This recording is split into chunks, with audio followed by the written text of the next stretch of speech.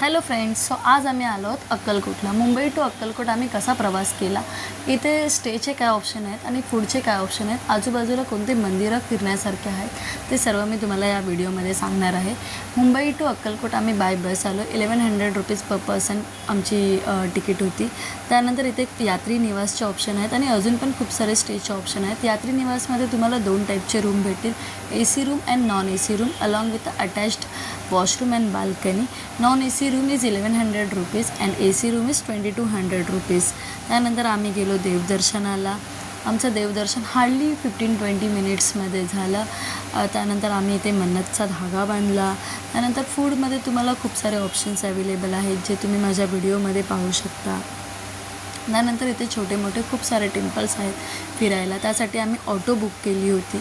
ऑटोवाल्याने आमच्याकडून 350 rupees charge केले. तर ह्याच्यामध्ये ज्योतिर्लिंग, त्याच्यानंतर खंडोबा मंदिर, बाळूमामा मंदिर, राम मंदिर, गणपती मंदिर असे खूप सारे 5-6 मंदिर आम्ही बघितले. त्यानंतर लास्टला आम्ही समाधी मंदिराच्या इथे भेट दिली. समाधी मंदिराच्या इथे पाया पडून आम्ही परत अक्कलकोटला मूव्ह केलं. अक्कलकोटला बाजूला एक शिवचरित्र म्युझियम बनवलं आहे जिथे 20 रुपीज एंट्री फी आहे पर पर्सन. ते तुम्ही बघू शकता.